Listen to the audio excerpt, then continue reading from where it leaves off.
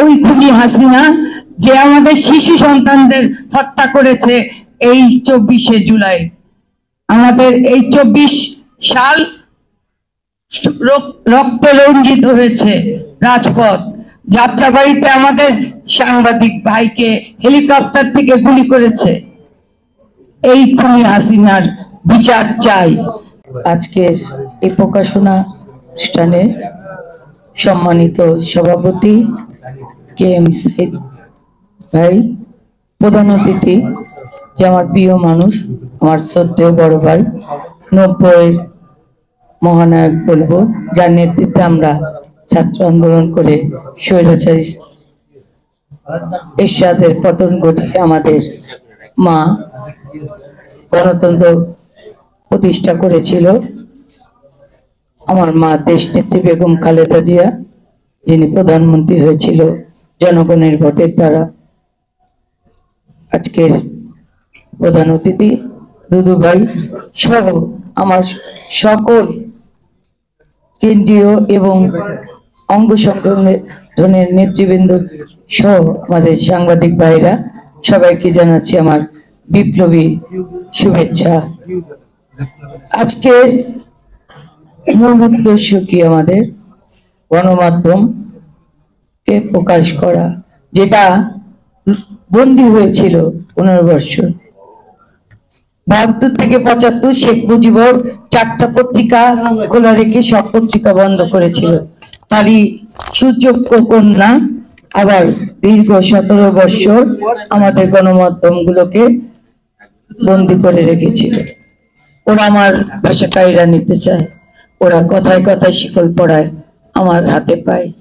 ওরা আমাদের বাক স্বাধীনতা কেড়ে নিয়েছিল, আমাদের লেখনী বন্ধ করে দিয়েছিল। কলমের যে একটা দরকার, একটা দেশের জন্য একটা পত্রিকা গণতন্ত্র প্রতিষ্ঠার জন্য দরকার, জনগণের ভাষা জানার জন্য দরকার, সেটা কেড়ে নিয়েছিল। সাগর রুনি সহ আমাদের 7 জন সাংবাদিক ভাই বোনের খুন হতে হয়েছিল।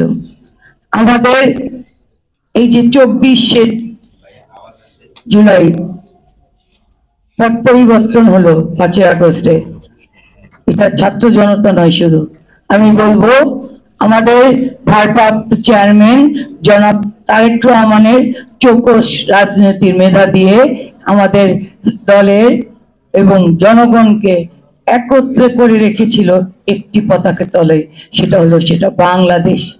এই বাংলাদেশের পতাকা তলে একত্রে ছিলাম আমরা সবাই। তাই ছাত্র জনগণের ও গণ অভ্যুত্থানের মাধ্যমে আবু সাইদ মুক্ত, দীপ্ত, এদের আমাদের সন্তানদের রক্তের বিনিময়ে আমরা বাংলাদেশ আবার দ্বিতীয়বার স্বাধীন হয়েছে। আর এই স্বাধীনতায় আমরা আমাদের সকল বাক স্বাধীনতা ফেরত পেয়েছি। আমাদের গণমাধ্যমগুলি বন্ধ করে দিয়েছিল। আমার দেশ না দিগন্ত টিভি, দিনকাল সহ অনেক পত্রিকা বন্ধ ছিল, অনেক মিডিয়া বন্ধ ছিল, এখনো অনেক বন্ধ মিডিয়া আছে। আমাদের সাংবাদিক ভাইরা রুটি রুজির জন্য অনেক দিন পথে পথে ঘুরেছে, না খেয়ে তারা কাটিয়ে দিয়েছে। এই প্রেস ক্লাবে বসে বসে সারাদিন ঝিমাতো, তাদের সত্যি কথা বলার অধিকার থাকতো না।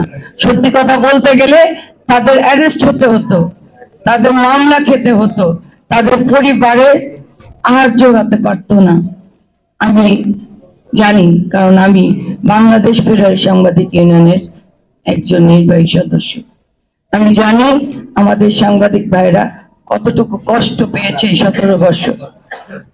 আজ আমার পিরোজপুর প্রকাশনা আমি অবশ্যই সাধুবাদ জানাই।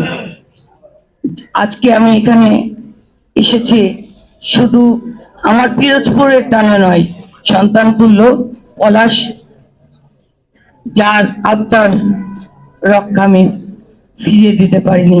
এই প্রোগ্রামটি ছিল অনেক আগে, কিন্তু আমার মা মারা গিয়েছে আজকে 5 দিন হলো, তাই ফিরিয়ে দিতে পারিনি ওর আত্মার। আমি আপনাদের মাঝে এসেছি এখানে আপনাদের উদ্দেশ্যে কথা বলবেন আমার বড় ভাই শামসুজ্জামান দুদু ভাই। তিনি হলো আমাদের সকল কারা নির্যাতিত নেতাদের উদ্দেশ্যে বলবেন। তিনি বারবার কারা নির্যাতিত হয়েছে। আজকে এই যে পলাশ, ও কারা নির্যাতিত হয়েছে। ও ঢাকায় এসেছিল পড়াশোনা করতে, কিন্তু ওকে ছাড় দেয়নি ওই খুনি হাসিনা, যে আমাদের শিশু সন্তানদের হত্যা করেছে এই 24শে জুলাই। আমাদের এই 24 সাল রক্তে রঞ্জিত হয়েছে রাজপথ। যাত্রাবাড়িতে আমাদের সাংবাদিক ভাইকে হেলিকপ্টার থেকে গুলি করেছে। এই খুনি হাসিনার বিচার চাই। আমার পিরোজপুর সত্য কথা যেন বলতে পারে, আমার পিরোজপুর আমাদের গণতন্ত্র যেন সব সময় বজায় রাখতে পারে। একটি পত্রিকায় আমাদের সমস্ত গণতন্ত্রের ঊর্ধ্বে, শুধু আয়ের জন্য যেন কোনো পত্রিকা না হয়। আমাদের প্রতিটি সাংবাদিক ভাইদের একটাই উদ্দেশ্য থাকবে, আমরা 17 বছর নির্যাতিত হয়েছি, এখন যেন আমরা স্বাধীনভাবে আমাদের দেশের জন্য কাজ করতে পারি, গণতন্ত্রের জন্য কাজ করতে পারি, আমাদের জনগণের জন্য কাজ করতে পারি, শুধু রুটি রোজগারের জন্য নয়। 17 বছর তো আমরা অনেক না খেয়ে কাটিয়েছি, সত্য কথার জন্য লড়াই করে যাব। আর আমাদের শহীদ হয়েছে যেই সাংবাদিক ভাইরা, তাদের আত্মার শান্তি কামনা চাচ্ছি, তাদের বিচার চাচ্ছি। বর্তমান যে অন্তর্বর্তীকালীন সরকার, তাদের কাছে চাচ্ছি আমাদের একটি সুষ্ঠু নির্বাচনের মাধ্যমে একটি নির্বাচিত সরকার আসুক, যে নির্বাচিত সরকারের মাধ্যমে আমরা সকল খুনির বিচার পাবো। যেই সব খুন করেছে শেখ হাসিনা, যে অবৈধভাবে তিনবার নির্বাচনে একা একা চুরি করে, ভোট চুরি করে প্রধানমন্ত্রী হয়েছে, এদেশের 18 কোটি জনগণকে নিঃস্ব করে দিয়েছে, কোটি কোটি টাকা পাচার করে এখন ভারতে বসে আবারও ষড়যন্ত্র করে এদেশের জনগণকে অস্থিতিশীল করছে, দেশটাকে, জনগণকে আবারও বিব্রতকর অবস্থায় ফেলছে। কখনো ছাত্রদের মাঝে, কখনো হিন্দু সম্প্রদায়ের উপর, কখনো বা এই যে সচিবালয়ে আগুন লাগিয়ে দিয়ে। এগুলো কারা করছে? এই শেখ হাসিনার প্রেতাত্মারা। তারা অবৈধ টাকা উপার্জন করে এই দেশে কিছু রেখে গিয়েছে, আর বাকিটা নিয়ে গিয়েছে বিদেশে। এগুলোর বিচার চাই একটি সুস্থ নির্বাচনের মাধ্যমে। আমাদের ভারপ্রাপ্ত চেয়ারম্যান আমাদের ভবিষ্যৎ, জনাব তারেক রহমান আমাদের বাংলাদেশের অহংকার। এই কারণে অহংকার, তিনি শুধু লন্ডনে বসে আমাদের একটি কর্মীকেও সরে যেতে দেননি। আমাদের কর্মীরা না খেয়ে, মামলা খেয়ে, নিজেরা কখনো বাবার লাশ দেখতে পারেনি, কখনো মায়ের হাতে ভাত খেতে পারেনি, এভাবে কাটিয়ে দিয়েছে আমাদের কর্মীরা। এর মধ্যে আমার মা একজন, যিনি 15 বছর আমার বাবার চেহারা ঠিক মতো দেখতে পারিনি, বাবা বাড়িতে যেতে পারিনি। আমরা রাজপথে ছিলাম পুরো পরিবার। মা একাকিত্বে নিজে জীবন দিয়ে গেল। আমার বাবা একজন মুক্তিযোদ্ধা, 71-এ যুদ্ধ করেছে, আর আমরা তারই উত্তরসূরি হিসাবে দেশের জন্য যুদ্ধ করে যাচ্ছি। আপনাদের পাশে থেকে সমস্ত অধিকারের লড়াই আমরা যুদ্ধ করে যাব, এটাই হলো আমাদের অঙ্গীকার।